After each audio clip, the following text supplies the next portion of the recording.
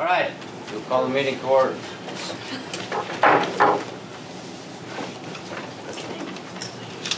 First item on the agenda is to approve the agenda. Any additions, deletions? Also move on the agenda, Mr. Chair. I'll second. Okay, we have a motion and a second. Any discussion? All in favor, say aye. Aye. Opposed? Very good. The minutes from August 16th, which was at Birchdale. No, that's the 20th.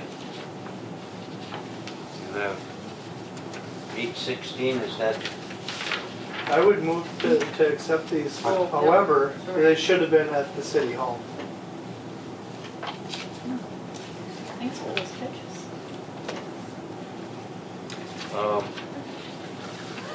But the minutes we have are from September 20th. Yes. Yes. And that was at Birchdale. So we'll correct the date. And I was not there. So did you? Yeah, these are from These are from September 20th. September 20th, which was at city hall. This was not in Birchville, correct? Oh, That's why he's, yeah. I wasn't there anyhow because I didn't ever put that meeting on my calendar and because I wasn't at the one in Birchdale, so I didn't get the meeting on my calendar, so. No, this was at city hall. In Yeah, all right. Falls. Okay, that's Jerry conducted the meeting. I think. Correct. Yep. I would second the motion to approve the minutes. all right. So we have a motion to with the correction of International City Hall, International Falls. Any other additions, corrections, deletions? All those in favor say aye. Aye. Opposed? Very good. All right, the public comment period. Any comments? Any comment, no comments? All right. Treasurer's report, Director Nevenin. Mr. Chair, Treasurer McBride did have an opportunity to come in and review both the cold weather and the KEDA financials, as well as the payables for this month. And he did look at the bank statements as well. I'll start with cold weather in his stead. And I would note that as Treasurer McBride did, that we did have a transfer from $41,000 from cold weather testing to KEDA. And again, this is a way, the process where we transfer funds to and from cold weather testing to supplement the KEDA budget, and then it's repaid as KEDA funds become available. So that's noted on this month as well. I would reference page 10. What we had to do under cold weather, and kudos to Kyra for keeping all this straight, but we have our regular cold weather statement and bills. We have Jaguar that we track separately, that Kyra tracks separately. And then we're tracking a third component of cold weather testing, and that is the construction of the new cold box. And so Kyra is, and that's noted in here, you'll notice on page 10, it's the regular cold weather testing bills that are payable this month. If you turn the page, you'll see the new cold box expenses noted there. And then on page 12, a separate JLR line item. And we'll continue this, and there's one on page 13 that's just came in late that is attributable to JLR. We will continue this until the cold box construction concludes, and then we'll just continue to track JLR and our regular cold weather testing bills separately. I would note that under, going back to page 10, there's nothing really untoward here or unusual at this time of year. There is some monthly bills that we're accruing. And you'll note on page 11, the new cold box, we're been invoiced for $32,655. And then for the Jaguar, we've got $4,680 on page 12, and page 13 is again that late invoice. So a little confusing, but Kyra again is doing a good job keeping all of them separate and yet under the umbrella of cold weather testing. But we wanted to be able to recognize the fact that there are three different both receivables and payables under cold weather. Any questions? I guess the only one I would have, Mr. Chair, if I may, it would be on the regular bills on page 10. It's the last one listed. Minnesota Power seems a little high this time of year, but I haven't paid that close attention every month, so I can't say that it is. Well, remember we've got folks out there that are doing construction and they're using the test building. Okay. Plus, Okay. Ron Sutherland is on the ground for Jaguar, so he's been there daily. So there's been actually activity. Very good. Thank you. That's a good explanation. I didn't remember that they would be using power for the construction. That would be necessary. Thank you. Any other questions? I'll entertain the motion to I would approve move approval of the cold weather testing payment for invoices and the financial statement. We have a motion. Second. We have a second. Any further discussion? All in favor say aye. Aye. Opposed? Very good. Continue, please. We look at KEDA, you'll note there's no transfers this month. And again, Brian had a chance to review. I would note on flipping the page, it's actually called page 1, that we are under budget at this point in time, primarily in the payroll areas. We're under budget, but that we are tracking in most of the other line items. We are tracking to budget. Again, nothing unusual if we turn to the last page or the back page. The payables for this month, there is pretty standard operational expenses totaling $27,439.08, as well as a Worley Motors bill that came in after late in the process. So $27,840.07 are the payables for this month. And I would entertain any questions. Questions of Director Nemenin? We have a motion to approve. I would make a motion to approve the payment of the claims and accept the financial statement of KEDA. All right. We have a motion to approve the given treasurer's report and payment of bills. Mr. Yes. Chairman, so Paul, we're usually behind on reimbursements. So, I mean, I guess I'm not alarmed or concerned by the fact that our income is a little bit less than budget, because I'm sure by the end of the year we'll be caught up on some of those. That's correct. It's Just a timing issue. right. I would note one other item, if I could, Mr. Chair. Included, it's not in the statements, but it is just noteworthy that we are making our first payment, loan payment, repayment, back to both the city and county this month as well, from that loan for the new coal box. I forgot to note that in the coal weather, but I will at this time. But that's not listed. It won't be listed until next month, show up on the statement. Any other questions, clarifications? We have a motion, Second. and we have a second. Further discussion? All in favor say aye. Aye. Opposed? Very good. Thank you, Paul. Next item is the SBDC update from Joanne Smith. Yeah. Thank you.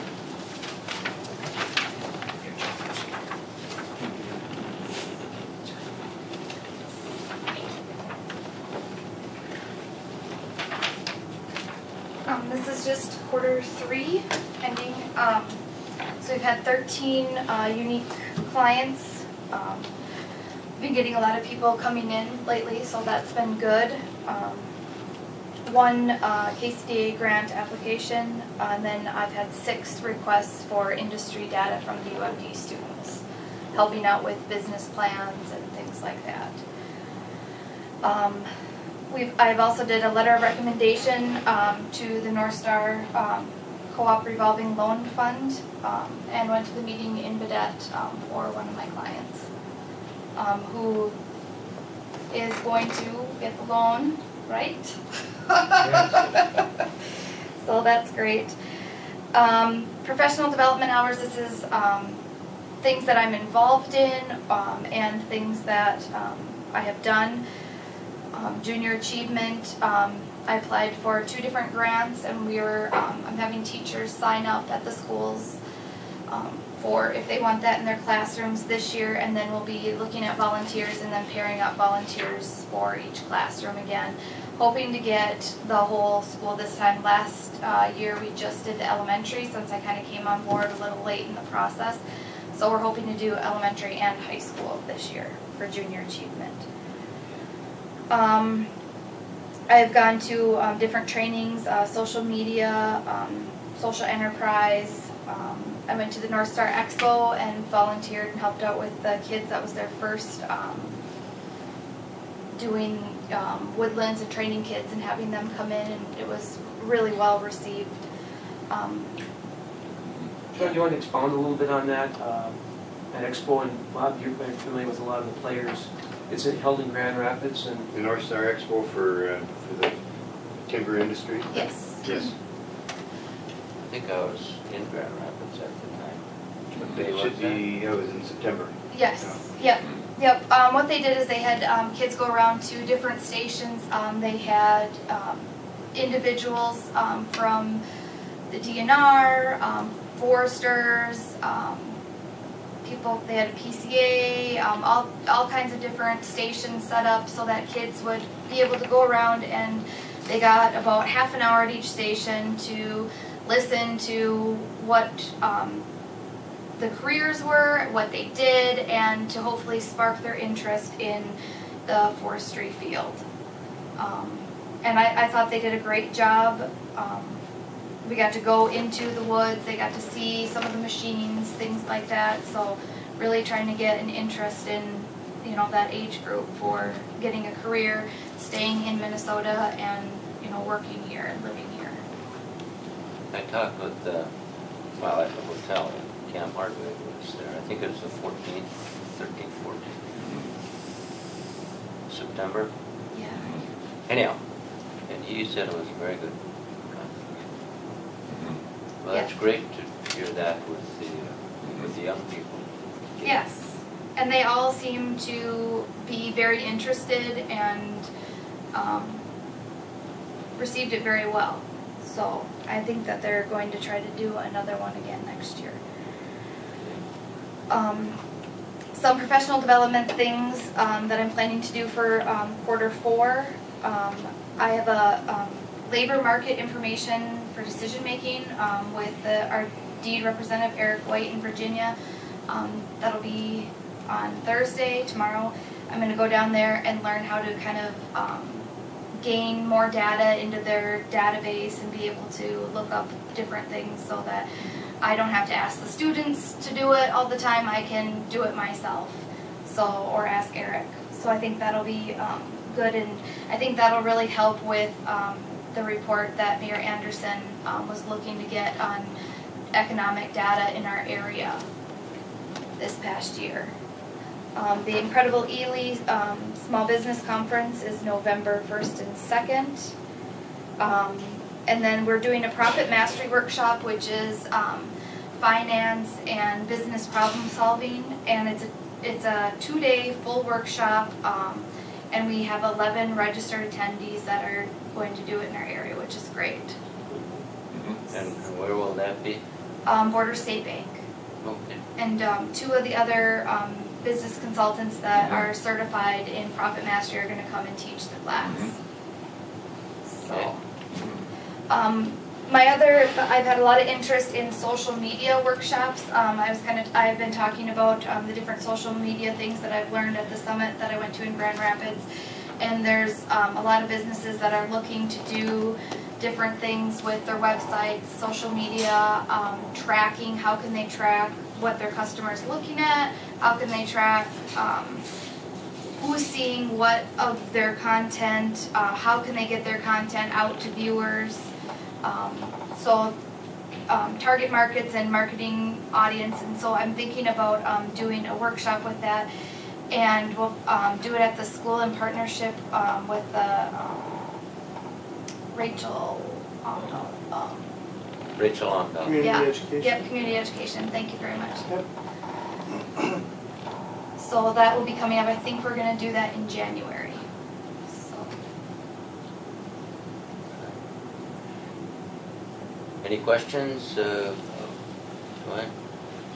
Yes. Chair, with regard to, on the professional development hours, Joanne, two items that of interest to me, the tactical social media, what that kind of includes and how does that fit in with your clients? That's a social media summit that I went to in Grand Rapids. So I went to that to kind of learn how I can help people with marketing, and with all the new social media stuff, there's just so much to learn, and I only know a little bit about it. And this is the one why I'm going to do this workshop, is because there's a lot of interest in how do I work with social media, how can it help me. I knew nothing about, Google Analytics and Facebook Pixel. You can take this code and you can put it in your website, and the code will track where people come in at your website, that what interests them, so you kind of see what interests them, and then it'll also track where they leave your website. So why did they leave? Did they leave when they went to check out because they saw the price? Did they leave after they looked at a certain item? And so you can get all that data and see what they're looking at, and kind of then you can gauge your audience better and say, okay, I need to put more of this on my website or less, or so it kind of works with your business to gain more clients. But there was a lot of different, there's probably, I think there was 4 or 5 different sessions that I went to during that. So. And I know very little about social media other than the names. So, and so do you find that your clients are using social media, and does every business have a Facebook page? Yes, yeah, pretty much almost every business has a Facebook page nowadays. A lot of them have websites, but it depends, they're not used as much depending on the industry that they're have, but social media has just gone crazy, and it's the way that people are advertising, how they're talking about products, they're rating products, they're giving reviews, everything on social media now. So it's become very important for business owners to pay attention and to stay on top of that. And it's low cost. Right, and that's the other thing. I know that this is a little bit off subject, but one of the more interesting things that has came up about social media in the last month or two for me came with the city doing our budget and finance and having the museum come and say that they were looking at getting a app that puts all of the county in one app. And the city, and I believe the county also, has already put one together with the Heart of the Continent. And that's one thing that if you're leading people for the area to get to, the Heart of the Continent by National Geographic, this has all of our businesses on it, their contact information, their phone numbers, and reviews. And if we could get something, everything from accommodations to community festivals, everything that we have going on in our area is at people's hands. We're, in my opinion, at a point where people still go to the Chamber of Commerce and ask, but the reality is you just turn on Facebook or whatever and say what's going on, and it all pulls up. But if we have local businesses that aren't on these platforms and the information isn't at people's fingertips, it's gonna be missed. So, I mean, that's what I think we need to do as a community is get everyone on one page, and it's get every coffee shop, grocery stores, the retail shops. Everyone needs to be on it, and we need to buy in as a community to being online, because we're missing out on, if we have a bass tournament, we're drawing people here for the bass tournament, but yet they don't know, other than word of mouth, that there's a restaurant on 53. They may not even know of the restaurants that are on the other side of town.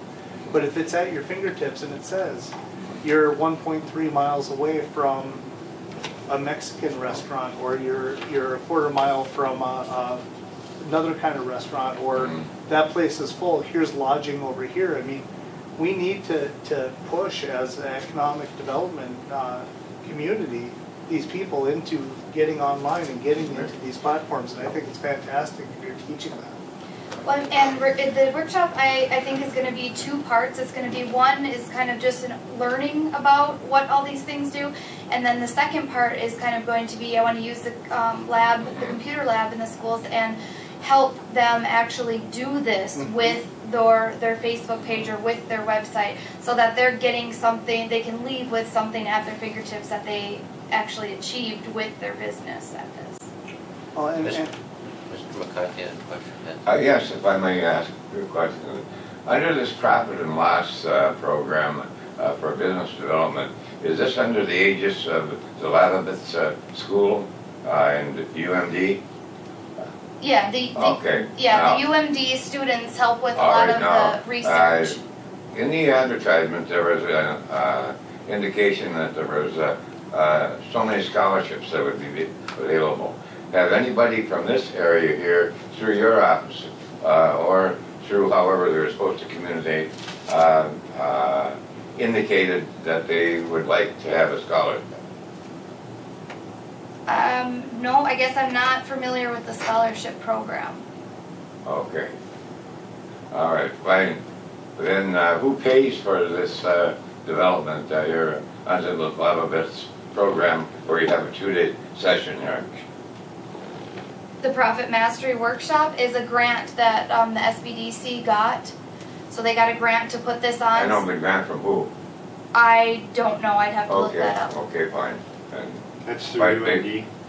Yeah, But evidently, you have 11 registrants here that are going to take place, that are going to attend here out at the Board of State Bank. right, yep. Am I So, correct in my yeah, understanding? Yep. So the class normally costs $550 per participant. Okay. But through this grant that they received, it's free for these participants. Oh, it is free, okay. Yes. Well, that's probably what I was referring to. Okay, sorry, I misunderstood. Oh, okay, so, Yeah. all right, fine. I just use that as a generic term because Okay. I just did a cursory reading of it, and I think it's a good concept. The other thing that I might suggest here is, while Facebook is a very dynamic thing, it's starting from a very low percentage of the population to begin with.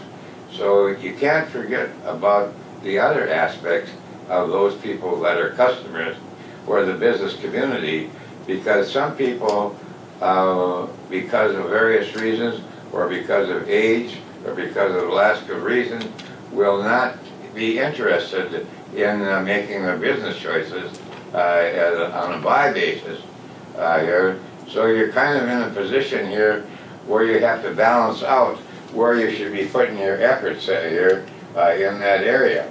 So there still will be a value under the old system of where the Chamber of Commerce is supposed to spend some time in this area, recognizing, of course, that at the present time it doesn't have the capacity or the resources that the Lavabith School does.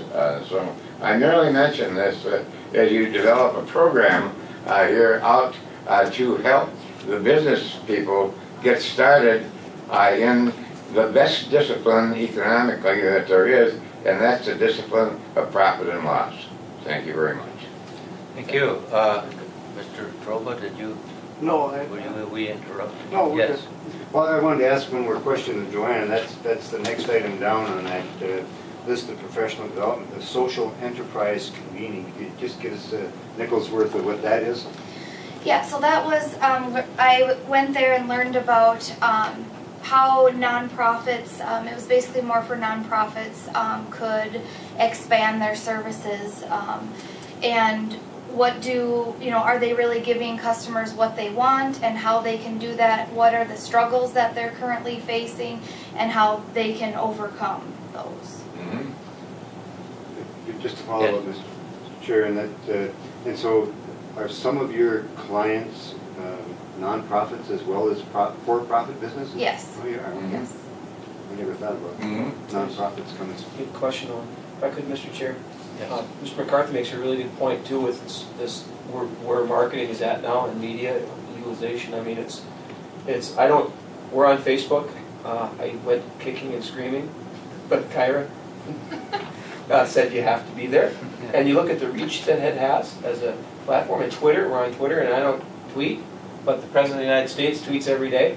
And the following that he has, the reach is so, it's hard, you can't reach that many people in any other, and as it evolves, you're right, I mean, even the role of newspapers now, and how people get their information, it's constantly changed. So it is a balancing act at this point in time where you put your energy, but more and more, if you're a retailer in business, the most cost-effective way to reach the most people is through these different platforms.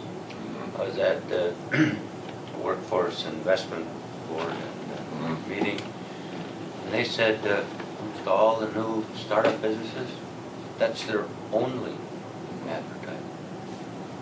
And they're not, it's not like they're concerned about a local market or whatever, that's fine. But this is, they get orders. And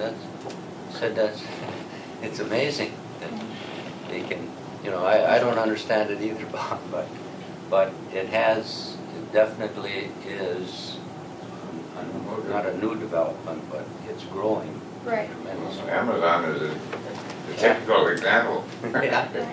Well, and again, I'm not saying don't use, local things like our newspaper and our radio and things like that, but it's showing them how to use social media to get more out of what they're doing for their advertising. And I spoke to one of our downtown businesses probably 2 weeks ago. I was downtown at Borderland Jewelry, and they had ran a Facebook special or a Facebook promotion, I don't know what it was, and they did so well in the afternoon that they ran out of the product that they were putting on. So it is, and no disrespect to Borderland Jewelry, but in the past they were kind of pushed really hard back against social media and online sales and such, and now they're reaping some of the benefits from it, and it's a tough change to make, but if we didn't have change, we'd all still have a teletype. So. Any other questions? If I could, Mr. Chair, just one thing. Joanne's doing a great job. It's obvious, and I don't want to speak for her, but I mean it's obvious that this need for continuing to develop an entrepreneurial culture here is taking time, and that's why junior achievement and those kinds of programs. But the full scope of what the office provides is really important, as you can see here by just the types of clients she's reaching. But one of the things we talk about too, and as a business owner, I think Joanne brings that additional perspective. Labor force and getting good help. It's the biggest challenge a local business owners face is keeping good help. And so these all, I think, in total are really important, and it is taking time to kind of just connect with all of the different folks that Joanne needs to connect with. She's doing a really good job. May I make one other comment? Now, with respect to the development of Facebook and these various types of activities that relate to exposure of private information here that can be more readily accessible and probably in the future will continue to be in spite of security measures. If it gets to the point where people refuse to provide information there on an overall basis here, including businesses here, because it might be that there is a turnaround on this business. For example, right now in the area of federal credit reporting, here, both parties at the congressional level are saying, hey, this idea of the credit reporting agencies doing a job hasn't been up to par. Well, when you have 143 million accounts compromised because of mistakes that were made, in addition to that, they discovered that there was over 2 million more. I know from personal experience that calling these people, first of all, I don't speak Spanish. I speak some other languages, but I don't speak Spanish. In other words, they have been they have taken control of the credit business in as much as the banking system to a lesser extent does not have the opportunity to make the same type of judgments on a know your customer basis, particularly in smaller communities, because they are governed by regulations that require a statistical and informational approach here on their forms, so that the banking system or financial system is hamstrung to a certain extent in being able to make individual credit decisions if they don't comply with what the rules and regulations are as far as, and they don't even have to be specified in the statute. So if there is an intrusion more and more in this business of information, people, in my opinion, are going to say, hey, you know, why don't I personally in it? It's not because I can't learn. It's because I still value my privacy. I might be strange here, but life has treated me pretty well overall because of some of the basic decisions of that, right? And I would prefer to manage my own life rather than have somebody else do it, okay? And fortunately, I've lived in the country at a period of time where those opportunities still presented themselves. Thank you very much. Very good. Any other questions or clarifications? Thank you very much. Thank you. That's a great report. Yeah. Thank you, everyone. Thanks, Cheyanne. Yes, thank you. Mr. Nevenin? All right, on to the director's report. A couple items I wanted to note. Start with cold weather testing, and Jaguar Management was here on the ground last week to look at the progress and their investment here with the new cold box and some other improvements at the facility. So that went very well. They were very pleased. We were a little concerned about timelines, and we're going to be on time, on budget, but they were also pleased with the other improvements that have been we've helped them with as the facility continues to evolve. The JLR folks are suggesting a formal ceremony. They want to come back in January during Icebox Days and do a little bit more formal kind of dedication of the new cold box. That would be appropriate. Yeah. Yes. And they were here last year, Yeah. and they want to play in the golf tournament. I know, they had a lot of fun. And I had a chance to get them on the lake, on the pontoon boat too, so that always helps. They had a very good time, and I think that they really appreciate this location. And I would invite after the meeting board members that want to come out and just have a peek at the facility and what we're doing out there. It's impressive. Next item, Rainier Distillery Project. I've been working with a local group that's developing a plan to site a distillery and a real estate project in the city of Rainier. Group currently has secured 2 locations and has been developing a comprehensive business plan in and around this concept. I also reached out to Carrie Howe from DEED and Bob Holmquist from ARDC. Carrie Howe was able to come up here and meet with one of the principals and talk about some of the programs and resources. So at this point in time, we're trying to play our role in either finding resources to help them or identify things that may help the project move forward. To that end, they have met with the City of Rainier, outlining initially the project, and met with the planning and zoning of Rainier to look for a variance for the phase 1 of the project, and appreciate Chairman Rasmussen is attending those meetings in support of the project. It will be the most significant private investment in Rainier in the modern era, and really is growing on some of the things that are happening in Rainier and feeding off of that. But it's also tied to Rainier's history, which makes it a very interesting project, and we'll continue to work with them and play whatever role they'd like us to play. But I don't know if you had any thoughts on it. It's still early in. Yeah, it's in the planning stage, but it's a big deal for Rainier and for the area. It's a draw. And, there's not very many distilleries around. I know one in Duluth. There is one that has been operating maybe about 4 years in Allen, Minnesota, surprisingly. And it's a grain, they use grain because that's a grain area. So They had 20,000 visitors last year to that facility. yeah, In Halleck. Halleck is the county seat of Koochiching County, very, very small. So yeah, I think it's very unique and different, and you never even think about those possibilities really, but from what I can tell, it's going to be a great project, and it's, I think, will be well financed, so that always helps. Yeah.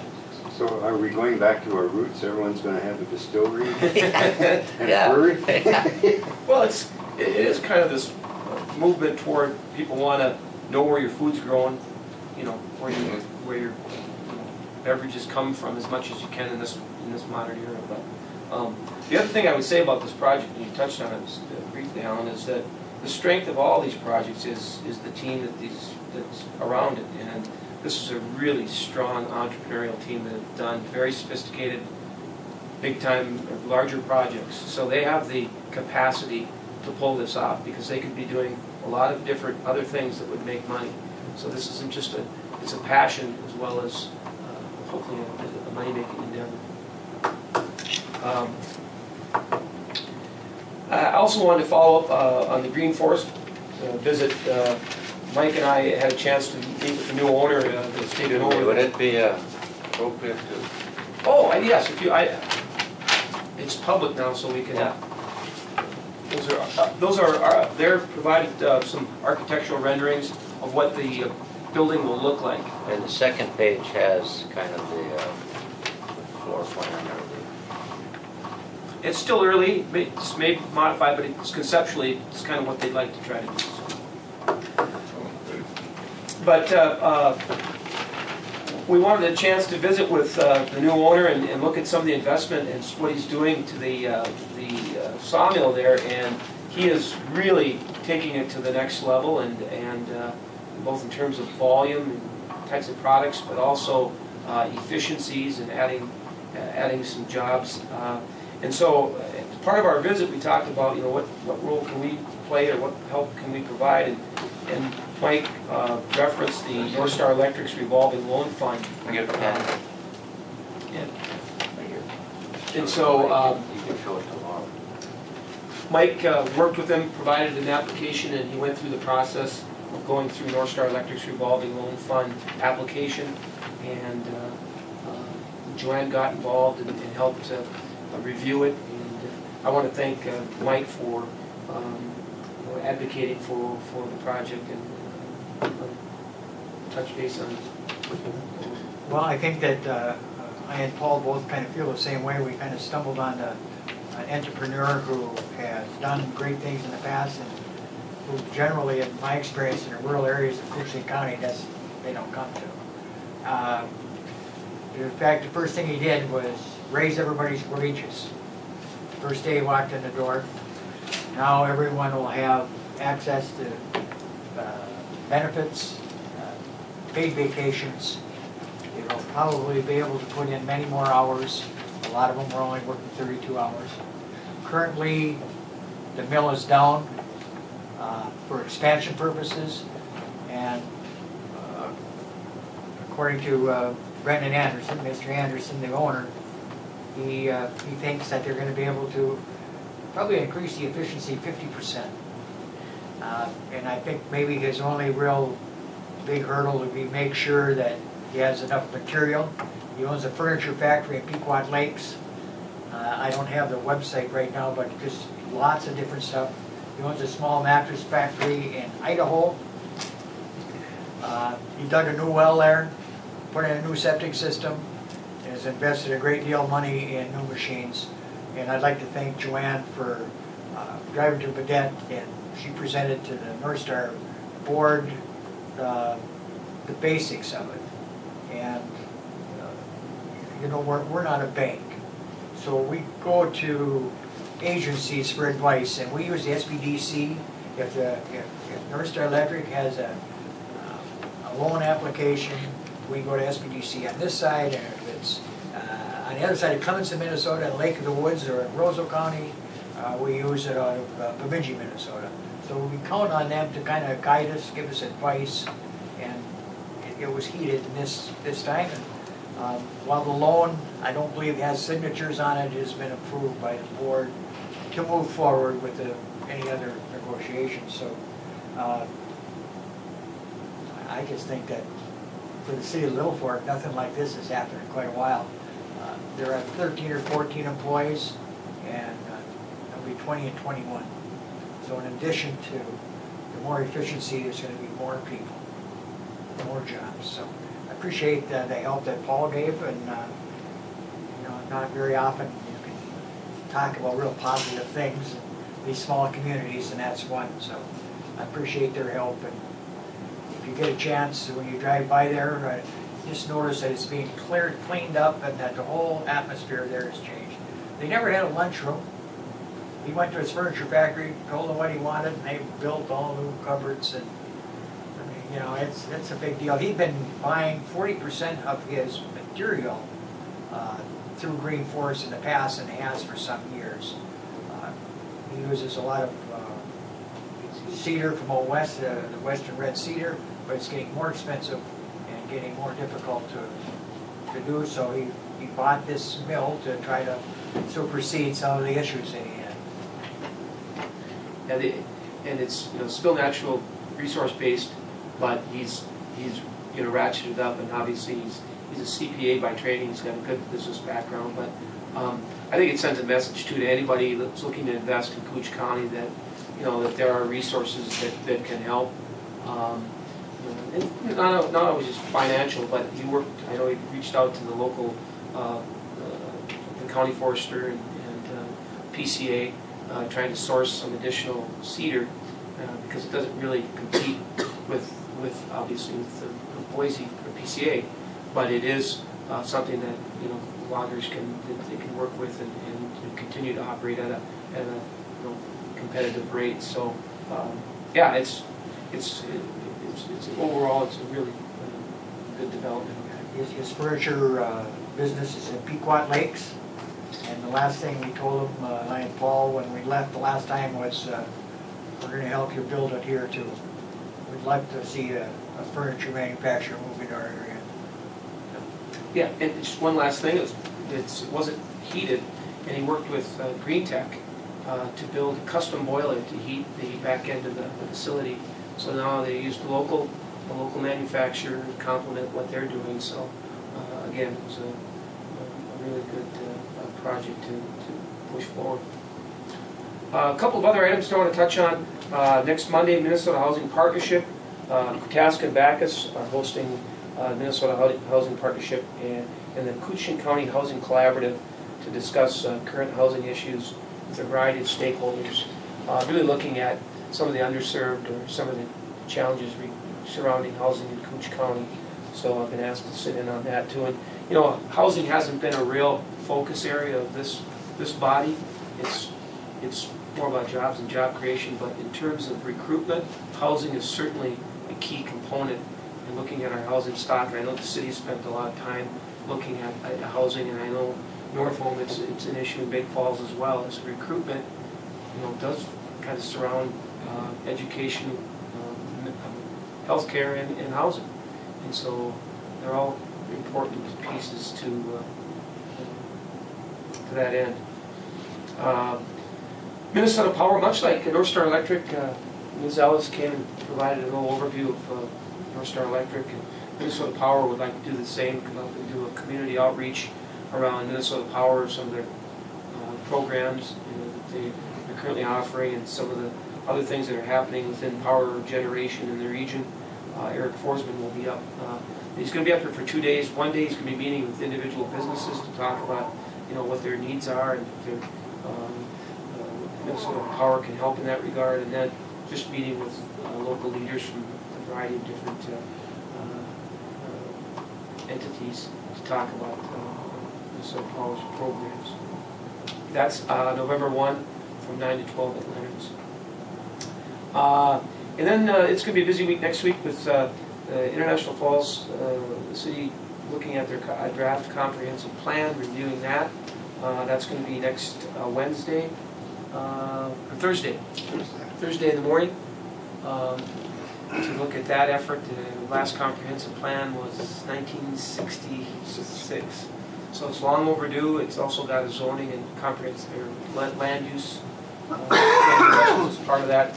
So it's a big effort looking, but it's I think it's the timing of it is really good.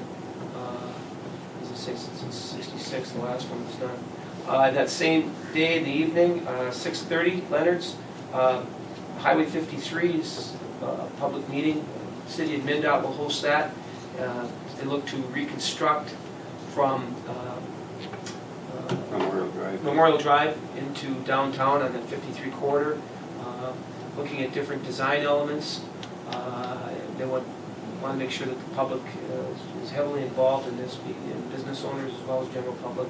So that is, again, 6:30 Leonard's, next Thursday the 26th. Didn't put on here, but I would just add as well, yesterday I had a chance to, with the county board and some other folks, visit the Grand Mound, and a representative of the Minnesota Historical Society gave a brief update on what's happening there, and it's an interesting time for the Grand Mound and all the work that's been done to date, and where Minnesota Historical Society is going to go with this. It's uncertain at this point. Mike, I don't know if you want to elaborate on it, but there was some definite tension in the area yesterday between the various groups involved and what's happened to date and what seems to be going on now with the Historical Society, and about face of how they're viewing Grand Mound from what they had been telling us. And it's help me here. But Mayor Anderson was there as well. It was a lovely day. It's beautiful. Thank goodness. It was a lovely day.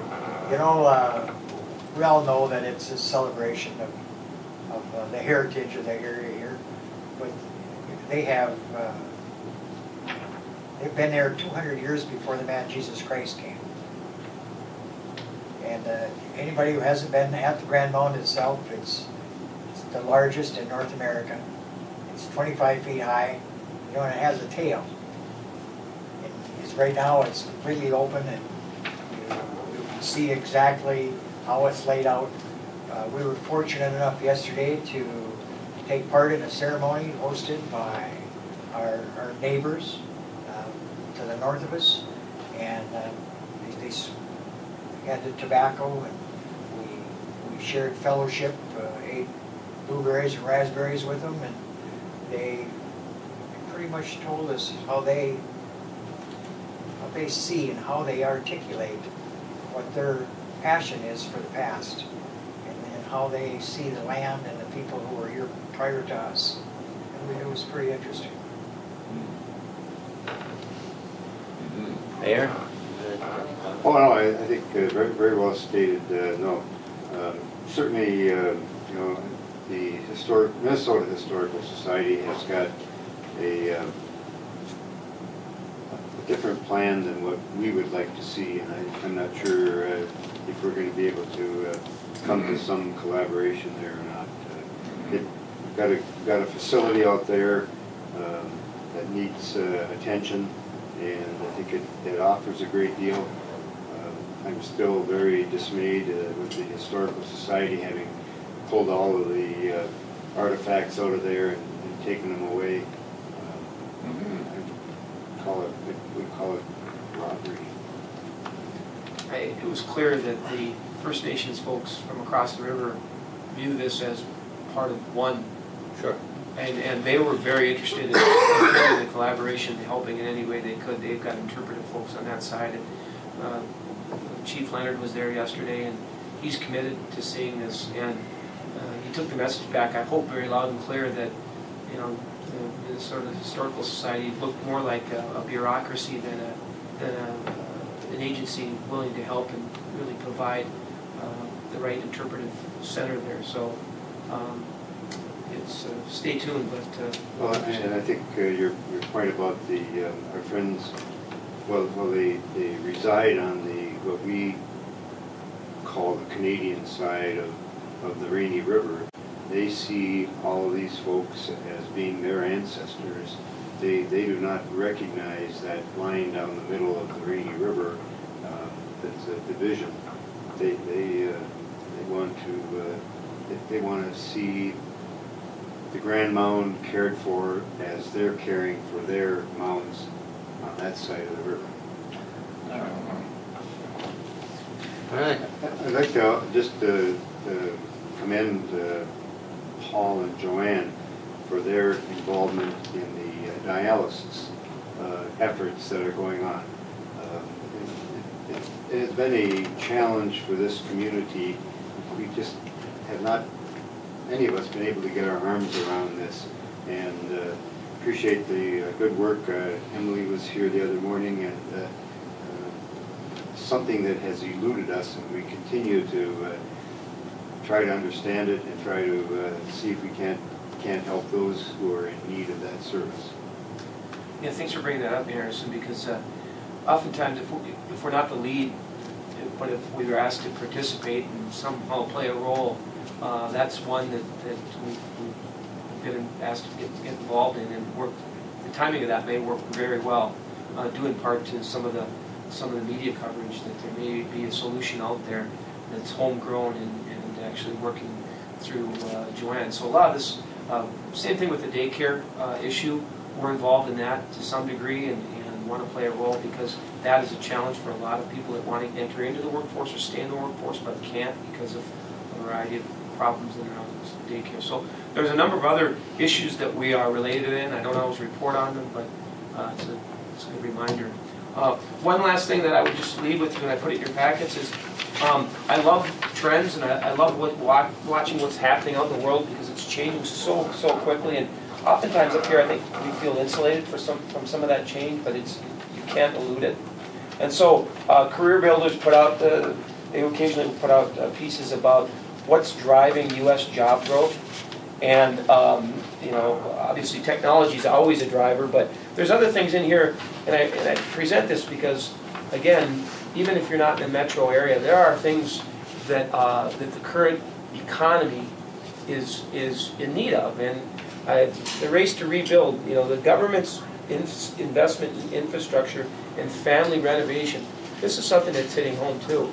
The need for construction laborers, plumbers, and electricians is, you can see the need and the increase in projected employment around those fields. Truck drivers.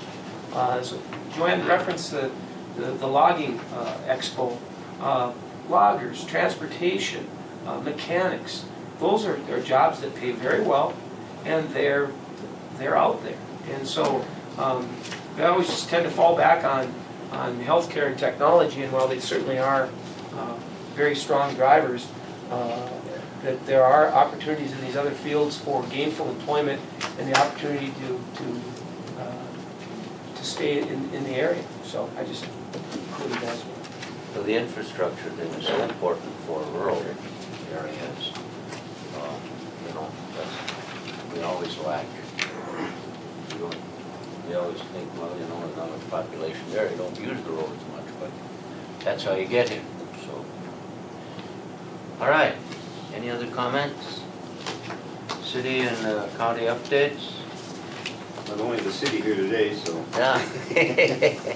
The only thing that I would have is we have that zoning meeting coming up for Granite Digital. That's on November 1st. And I was going to ask you in your director's report if you've been working any more on the Granite Digital project. Yes, in fact, I didn't, because there's not a great deal new to report, but I talk to Joe at least once a week and just tracking and again, playing a role if I can help and looking for updates. But yeah, that's...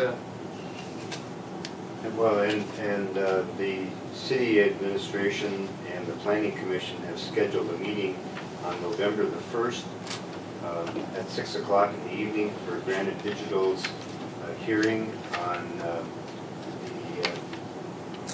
both the variance or changing the variance and then also the changing of the zoning on the site that they purchased from the county. Armory, changing that from a P1 to a C2A, I think is what it is. But anyway, that is scheduled now, so that is moving forward. So the International Falls Planning Commission will have that under consideration here in the next, 10 days, 2 weeks. And I think that's one of the things that, because it was so big and it was brought up, and yeah, I mean, it would be so wonderful for our community. It was out there and everyone was talking about it, and then it's kind of just went down a little bit, and it's not on the back burner by any means.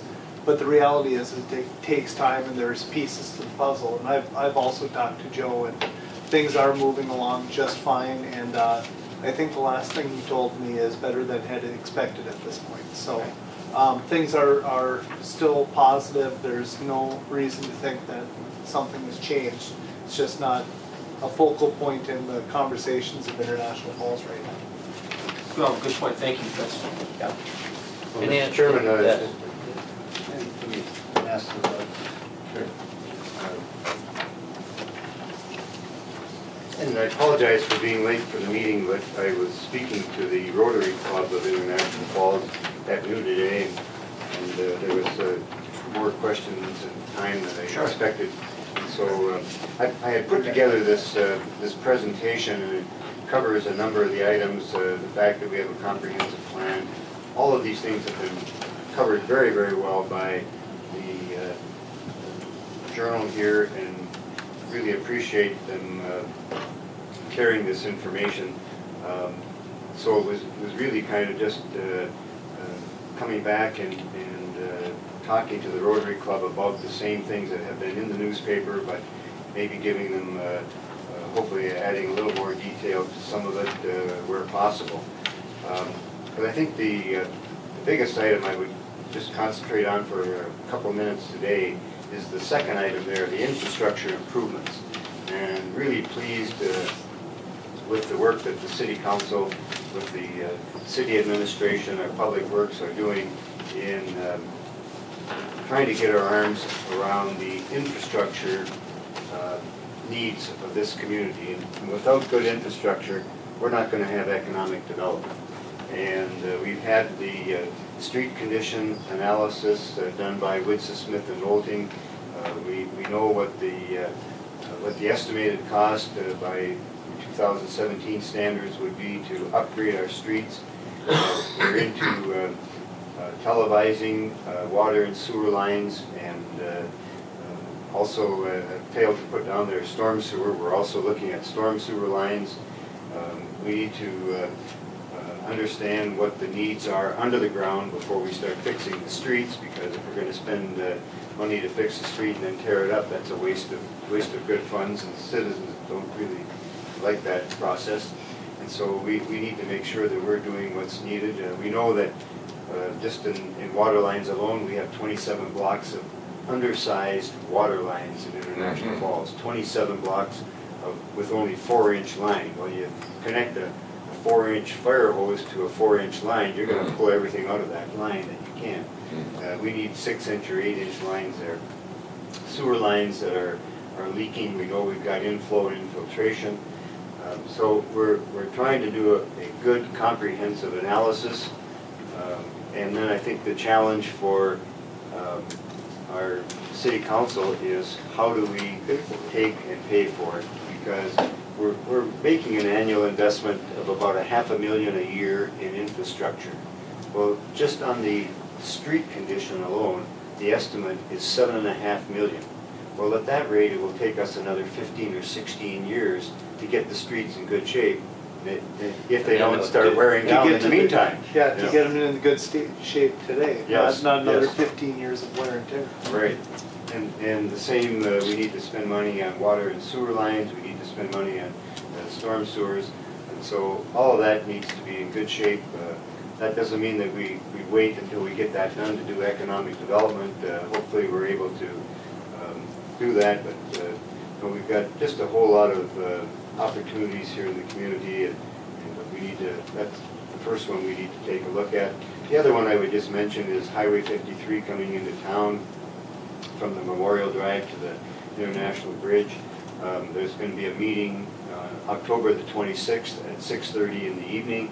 I think you already referenced that, Executive Director Nevenin, which is great because I think there's a great opportunity to take a look at our driving lanes, turn lanes, parking, sidewalks, lighting, all of those kind of things to make and this is a project that's going to have to last for the next probably 3, 4, or 5 decades before it's going to be done again. So the people who have businesses there, who live there, and citizens who utilize that, hopefully they'll come in and give their input at that meeting that the Department of Transportation and the consultants in the city are putting together.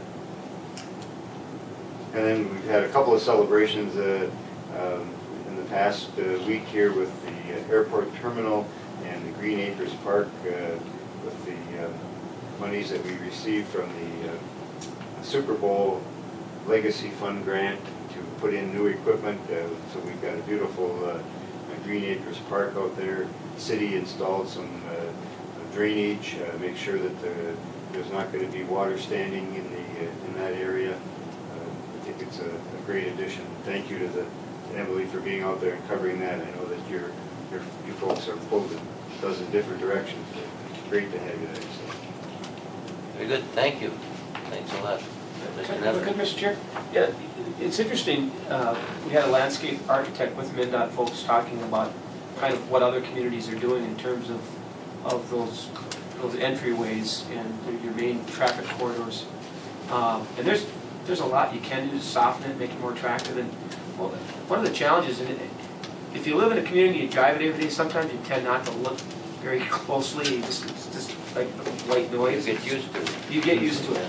If you really look from 3rd Street all the way out and just visually just kind of take it all in, and then look at the different lane amount of lanes and turning lanes, it's a hodgepodge. And I think I counted 21 homes between Whirly Motors and Washke's.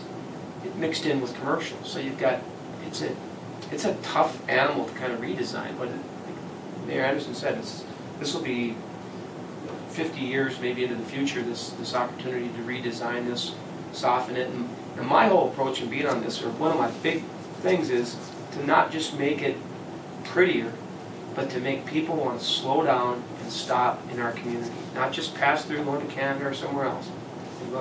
Is to slow down and be visually, just want to slow down and stop and spend some time and money. And I think that's going to be one of the challenges, or one of the positives around this whole project. So. Well, I think economic development, just maybe for one more minute, making improvements in those areas. I mean, we've already seen investment from out of town at the Tim Hortons restaurant. We know Sammy's Pizza on the corner of 3rd and 3rd is they'll be ready by next spring. And so to have, and we've lost the motel to fire here in the last 2 weeks. You know, what's going to happen to that large section of the entrance to the community? We need a real cleanup there. So in order to get investment in the community and economic development and wanting these businesses to flourish, we've got to do something. So here's the opportunity. The state's going to come forth with a lot of money to invest there, but we get this one real chance. Good. Any other comments? Business? Obviously, as you can tell, Mr. Chair, the county board doesn't do nothing. Okay. I second that. Public comment period? Yes, with reference to the comments by the director here, with respect to employability here, with respect to our educational system here in the community, particularly the Rainy River Community College, that I may or may not be using the proper ID at this point in time. I'd like to know what is being done right now to, shall we say, accommodate the needs of the community here in relation to what its program is as far as the curricula and how it trains people or starts to train people in the areas that Mr. Nevin mentioned here. There is a terrific need in this area and he's talking from a nationwide standpoint, presumably, because that's the report that he referred to. But without doing the kind of analysis that's been done here, I don't really know here what is being done in this area so that the college or the level of higher education is being done here in the community to help these businesses that have these needs. We've talked about that at some meetings at the college, and they're working on programs that, and it's more, has a nationwide focus, but it's more local, state, and regional focus of what kind of skills are needed, what kind of jobs there are that, openings in the jobs, and you mentioned several of them. The college has the state of Minnesota, which the college is part of MINSCU, Minnesota State Colleges and Universities, have an overall plan of how they train people for various plumbers, truck drivers, electricians, and so forth. And Rainy River and colleges that already exist that have those programs don't share those programs very easily. So it's difficult for the local college you can't just pick up a program and decide you're going to do that. You have to have permission through the state system. But they're working on that. And they've had several ideas and several suggestions. So I can tell you that yes, they're looking at, because as I said, for a while colleges were only training people to graduate from college, and they had trade schools and so forth, but the emphasis wasn't there. But now there's a much greater emphasis for that, and that's about as much as I can tell you. Well, it seems to me, without being well trained in the area of how to formally educate people, although I do have some formal education, that you have a success story in Minneapolis called Dunwoody, which existed even as I was growing up as a youngster, that still is marketable and also used internationally and has been used internationally for a number of years. It's a good example. And I refer to that to say that I do not I have more than a cursory knowledge from a bystander looking at the educational system. And the way this is structured, there seems to be a emphasis that the school out here has directed its main energies for graduating people there who may have had some economic problems here, didn't have academic problems, or didn't have problems of ability to learn, and in the hope that they would gravitate into more so-called professional areas of employment. But that's what I'm telling you, is that they're looking at the other side now, at the trade side that he mentioned, to try to train people. Well, I'm glad that to you, but to look at it, to me, they don't have to look too far, that there's a need. So, Yeah, that's, if I could, that's, the nursing program is a really good example of that. They reestablished the nursing program, and the CDL, the truck driving licensure certificate, is available through the college. They used to do a program with Boise, mechanic, maintenance mechanic.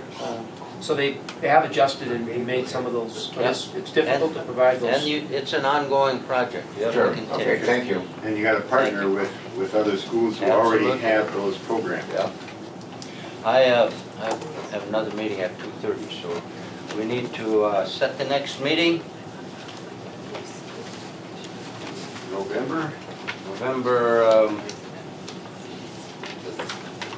what do we have? What do we usually meet? Wednesday? Yes, we have, but Commissioner McBride wanted me to note that it is deer hunting season. Oh. So just be So- advised. So what does that mean? Well, Well, maybe on a Monday or, That's the third holiday of this area, so maybe besides Christmas and Easter. Mondays would be better? well, just that, From the 4th to the 20th, Mr. Chair. yeah, there'll be sometime some- after the There'll be 20th. some pushback. All right, so let's try the 22nd. Now that's only, that's a day before Thanksgiving. That's probably not good. Let's try the 21st you have a county board maybe.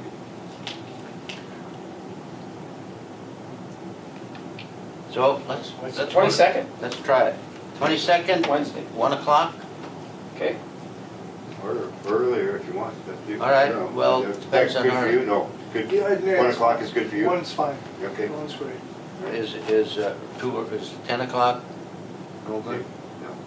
No, he'd have to take off. All right, 1 1 o'clock. o'clock, KEDA. Yep. And where are we at? We're at the city. City Hall? And Mr. Chair, I wasn't here last month. A fine young member from North Home took my place, and I know that Jerry did a fine job, but I want to thank everybody who came down to Birchdale and sat through our meeting there, learned a little bit about North Star Electric, the end of school, and you missed out on a tremendous bratwurst. I know that. And we got to tour the Great Northern Transmission Line. Yeah. All right, thank you very much. Also, the audit report Oh, yes, I'm sorry. is yes. there. Do we need to accept that? Is We- that- It was approved at the last meeting. It was at the last, No, we this approved is it the just last one. information. Right, informational. But we just, approved it. you can see the findings. They're very similar every year, which is control, financial control, because you have so few people and working that you can't.